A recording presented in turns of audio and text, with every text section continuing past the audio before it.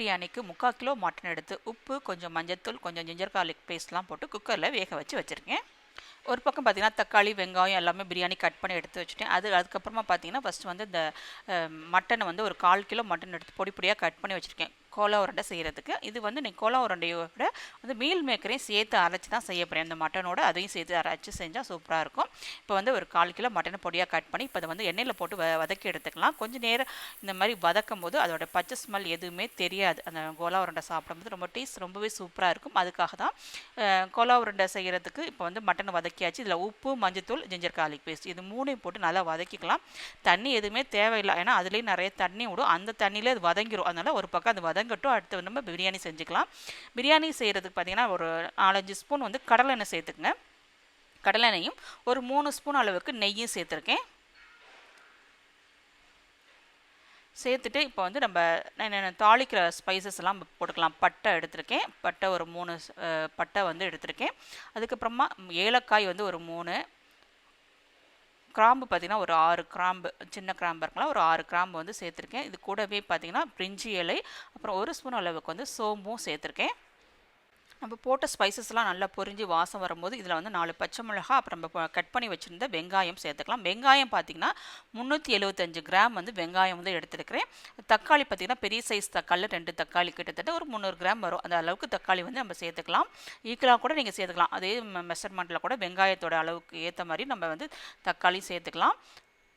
இப்போ நல்லா வதங்கிருச்சு. இந்த அளவுக்கு வந்து வெங்காயம் சேர்த்து நல்லா இந்த மாதிரி கோல்டன் ப்ரௌன் கலரில் வரணும். இந்த மாதிரி நல்லா வதங்கி வந்ததுக்கப்புறமா இதில் வந்து ஜிஞ்சர் கார்லிக் பேஸ்ட் வந்து சேர்த்துக்கணும். இது வந்து ஒரு 150 கிராம்கிட்ட இருக்கும்.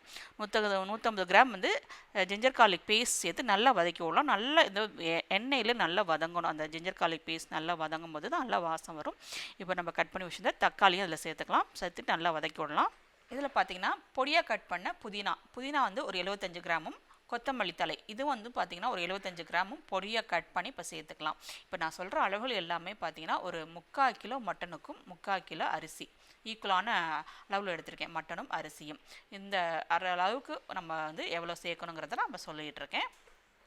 ஒரு பக்கம் பார்த்திங்கன்னா கோலா உருண்டைக்காக மட்டன் நம்ம வதக்கினோம்ல அது வந்து வெந்துட்டுருக்கு. இன்னமும் தண்ணி கொஞ்சம் சுண்டி இன்னமும் கொஞ்சம் வந்து வேகணும். ஸோ அது ஒரு பக்கம் வந்து வெந்துட்டுருக்கு. அடுத்து வந்து நம்ம பிரியாணியை பார்க்கலாம். பிரியாணிக்கு வந்து வெங்காயம் நம்ம போட்ட வெங்காயம், தக்காளி தெரியாத அளவுக்கு நல்லா மசிஞ்சு வரணும். நல்லா அந்த அளவுக்கு மசிஞ்சு வரணும். இப்போ குக்கரில் வேக வச்ச மட்டனில் வெறும் மட்டனை மட்டும் எடுத்து இது கூட சேர்த்துக்கலாம். நீங்கள் இந்த ஸ்டேஜில் தயிர் கூட நீங்கள் சேர்த்துக்கலாம். இப்போ நான் காரத்துக்கு வந்து மிளகாய்த்தூள் வந்து சேர்த்துருக்கேன். மிளகாய்த்தூள் பார்த்திங்கன்னா நீங்கள் வந்து காரமான மிளகாய்த்தூள் நான் சேர்க்கனால 1.5 ஸ்பூன் சேர்த்துருக்கேன். நீங்கள் 2 ஸ்பூன் அளவு கூட சேர்த்துக்கலாம். இப்போ வந்து வீட்டில் அரைச்ச பிரியாணி மசாலா வந்து 1 ஸ்பூன் அளவு வந்து சேர்த்துக்கிறேன். பிரியாணி மசாலா நான் சேர்க்கனால ஸ்பைசஸ்லாம் கொஞ்சம் கம்மியாக சேர்த்துருக்கேன். நீங்கள் பிரியாணி மசாலா இல்லை அப்படின்னா நீங்கள் ஸ்பைசஸ் கூட நீங்கள் கூட சேர்த்துக்கலாம். இப்போ நம்ம வேக வச்ச மட்டனை வந்து சேர்த்துக்கலாம். மட்டன் நம்ம சூஸ் பண்ணுறது பிரியாணிக்கு சூஸ் பண்ணும்போது வந்து எப்பொழுதுமே பிரியாணி அப்படின்னாவே எலும்பு இருக்கணும். அந்த எலும்பு இருந்தால் தான் அந்த பிரியாணி வந்து டேஸ்ட்டாக இருக்கும். அதனால மோஸ்ட்லி பார்த்திங்கன்னா கறிக்கடை நம்ம கேட்கும்போது பார்த்திங்கன்னா நெஞ்செலும்பு தான் பிரியாணிக்கு அதிகமாக கொடுப்பாங்க. அதனால் எலும்பு இருக்கிற மாதிரி சூஸ் பண்ணிங்கன்னா தான் மட்டன் வந்து ரொம்ப இது பிரியாணி வந்து ரொம்ப டேஸ்ட்டாக வரும். இப்போ இதில் வந்து தயிர் வந்து சேர்த்துக்கலாம். 1 ஸ்பூன், அதாவது பெரிய ஸ்பூனில் நான் சேர்த்துருக்கேன். நீங்கள் வந்து ஒரு 2லேருந்து 3 ஸ்பூன் அளவுக்கு வந்து தயிர் வந்து சேர்த்துக்கலாம். சேர்த்துட்டு நல்லா வதக்கி விடலாம். இந்த மசாலா எல்லாமே வந்து அந்த மட்டனுக்குள்ளே வந்து சாரணும். அப்போ தான் வந்து பிரியாணி சாப்பிடும்போது அந்த மட்டன் வந்து இப்படி பச்சை மட்டனாக இல்லாமல் கொஞ்சம் வந்து நல்லாயிருக்கும் சாப்பிடும் போது. அதனால் நல்லா கொஞ்சம் நேரம் வதங்கி கொஞ்சம் நேரம் அப்படியே மூடி வைப்போம். கொஞ்சம் நேரம் அப்படியே வந்து மட்டன் வந்து அந்த மசாலாவிலே அப்படியே வந்து வதங்கட்டும். நான் இன்றைக்கி வந்து பிரியாணிக்கு வந்து பாஸ்மதி அரிசி தான் எடுத்திருக்கேன். பாஸ்மதி அரிசி நான் வந்து பிரியாணி செய்ய ஆரம்பிக்கும் போதே தண்ணியில் நல்லா ஊற வச்சுட்டேன். 1 டம்ளர் அரிசிக்கு 1 டம்ளர் தண்ணி அதான் அளவு. இப்போ வந்து நான் வந்து 4 டம்ளர் வந்து தண்ணி சேர்த்துருக்கேன். இன்னும் 1/2 டம்ளருக்கு பார்த்திங்கன்னா தேங்காய் பால் வந்து கடையில் வாங்கின தேங்காய் பால், அதனால் கொஞ்சம் திக்காகவே இருக்கிறதுனால ஒரு 1/2 டம்ளர் சேர்த்துருக்கேன். வீட்டில் நம்ம சேர்க்குறதா இருந்தால் நம்ம தண்ணியாக இருக்கும், கொஞ்சம் 1 டம்ளர் கூட நம்ம சேர்த்துக்கலாம். இப்போ கரெக்டாக 4 டம்ளர் தேங்காய் பாலோடு சேர்த்து தான் நம்ம மெஷர் பண்ணணும். 4 டம்ளர் தண்ணியோட அளவு கரெக்டாக இருக்கணும். இந்த டைமில் நம்ம ஊற்றும் போது கரெக்டாக அளவுகள் மறக்காமல் செஞ்சால் பர்ஃபெக்டான பிரியாணி வரும். இப்போ வந்து தண்ணி எல்லாம் சேர்த்து இப்போ ஒரு தடவை உப்பு காரம் ஒரு தடவை லாஸ்ட்டாக செக் பண்ணிக்கங்க. கொஞ்சம் உப்பு தூக்கலாக இருந்தால் தான் கரெக்டாக வரும். செக் பண்ணிவிட்டு இப்போ வந்து நல்லா கொதிக்க விடலாம். நல்லா தண்ணி நல்லா கொதி வந்ததுக்கப்புறம் அதுக்கப்புறமா தான் பிரியாணி அரிசி சேர்க்கணும். சேர்த்துட்டு ஒரு 4 நிமிஷத்துலேயே பார்த்தீங்கன்னா அரிசி நல்லா வெந்துடும். பிரியாணி அரிசி பாஸ்மதி அரிசி வந்து வெந்துடும். அதுக்கப்புறமா நீங்கள் தம்மில் போட்டால் போதும்.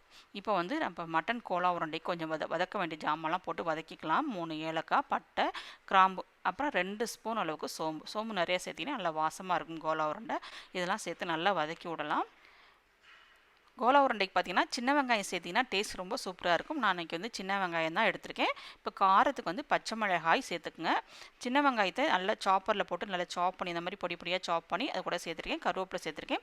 இதில் வந்து மிளகு கொஞ்சம் சேர்த்துக்குங்க. மிளகு வந்து ஒரு 10 மிளகு வந்து காரத்துக்கு மிளகு சேர்க்கும் போது ரொம்ப டேஸ்ட் ரொம்ப சூப்பராக இருக்கும். கோலா உருண்டைக்கு மிளகு ஒரு 10லேருந்து 15 நம்பர் சேர்த்துக்கலாம். இப்போ வந்து உப்பும் அப்புறமா ஜிஞ்சர் கார்லிக் பேஸ்ட் ஒரு 1.5 ஸ்பூன் அளவுக்கு சேர்த்துருக்கேன். சேர்த்துட்டு நல்லா வதக்கி விட்டுக்கலாம். இப்போ இதில் வந்து தேங்காய் சேர்த்துக்கலாம். தேங்காய் வந்து பார்த்திங்கன்னா ஒரு 4 ஸ்பூன் அளவுக்கு வந்து தேங்காய் வந்து சேர்த்துருக்கேன். சேர்த்து நல்லா வதக்கி விட்டுக்கலாம். மிளகு வந்து நான் ஃபஸ்ட்டு வந்து சேர்க்க வந்து மறந்துட்டேன், அதனால தான் லாஸ்ட்டாக சேர்த்தேன். இப்போ வந்து மஞ்சத்தூள் சேர்த்துக்கலாம்.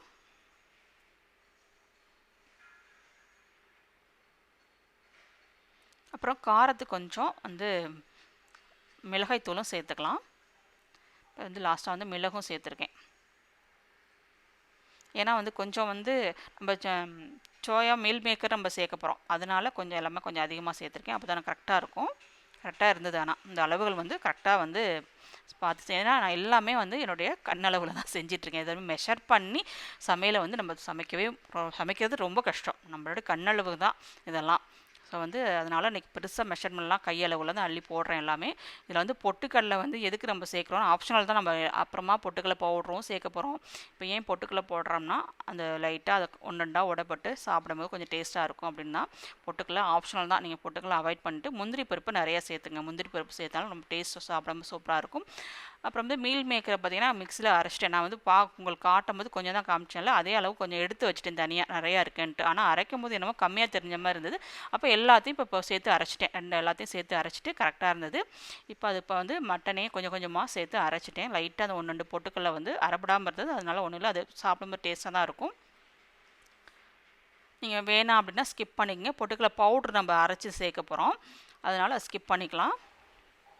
இப்போ இதில் வந்து கொஞ்சமாக புதினா கொத்தமல்லி இருந்தது, அந்த அதையும் சேர்த்துக்கலாம்ட்டு சேர்த்துக்கிட்டேன். முந்திரி பருப்பு நிறைய சேர்த்துக்குங்க, டேஸ்ட் ரொம்ப சூப்பராக இருக்கும். இப்போ இது எல்லாத்தையுமே கொஞ்சம் கொஞ்சமாக மிக்சியில் போட்டு அரைச்சி எடுத்துக்கலாம்.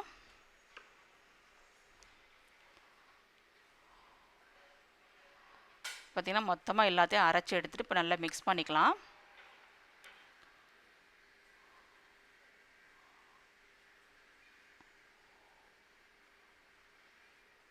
இப்போ பொட்டுக்கடலை வந்து பவுட்ரு பண்ணி இதில் சேர்க்க போகிறேன். இப்போ கோலா உருண்டைக்கு எண்ணெய் காஞ்சிட்ருக்குது. பொட்டுக்கடலையை இந்த மாதிரி மிக்சியில் நல்லா பவுட்ரு பண்ணிவிட்டு சேர்த்துக்குங்க.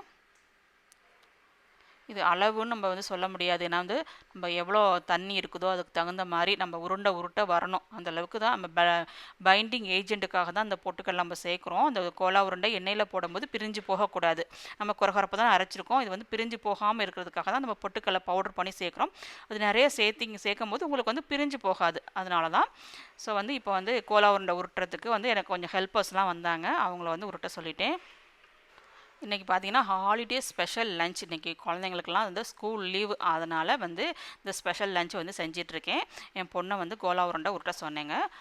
கைக்கும் வலிக்காது, கோலா உருண்டைக்கும் வலிக்காமல் உருட்டிக்கிட்டு இருக்காங்க. ஸோ எப்படியாவது உருட்டி வைங்க அப்படின்னு சொல்லி வேலை கொடுத்துட்ருக்கேன்.